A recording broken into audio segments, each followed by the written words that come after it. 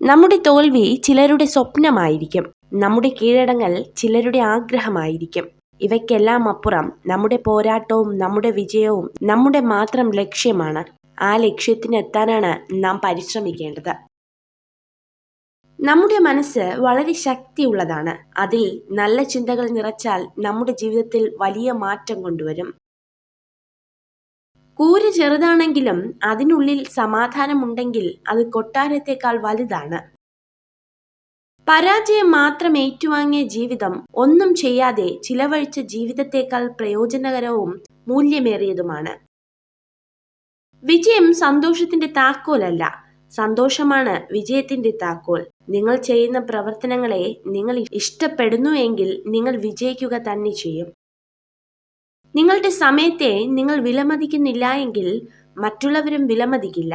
സമയവും കഴിവുകളും മറ്റുള്ളവർക്കായി വിനിയോഗിക്കുന്നത് അവസാനിപ്പിക്കുക. നിങ്ങൾക്കറിയാവുന്ന കാര്യങ്ങളിൽ വില കൽപ്പിക്കുക.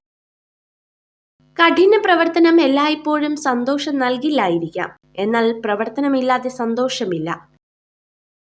നിങ്ങൾ എന്നേക്കും ജീവിക്കും എന്നതുപോലെ സ്വപ്നം കാണുക. നിങ്ങൾ ഇന്ന് മരിക്കുന്നത് പോലെ ജീവിക്കുക.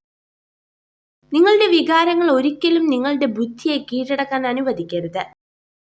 കഠിനാധ്വാനം ചെയ്യുന്നവരെ മാത്രമേ ദൈവം തുണയ്ക്കൂ. ഉറച്ചു പറയാവുന്ന ഒരു തത്വമാണ്.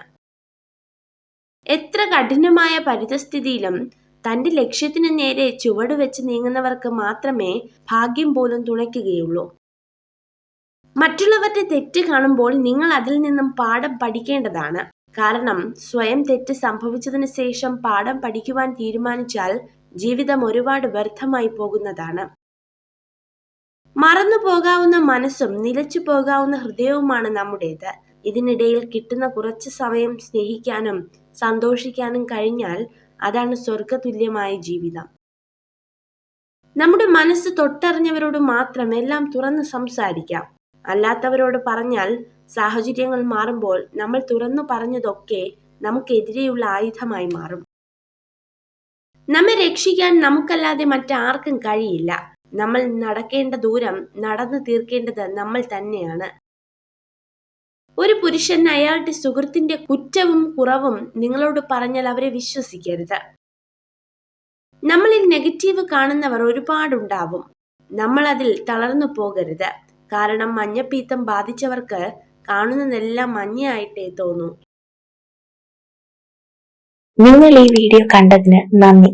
ഇതുപോലുള്ള കൂടുതൽ വീഡിയോകൾക്കായി ചാനൽ സബ്സ്ക്രൈബ് ചെയ്യൂ.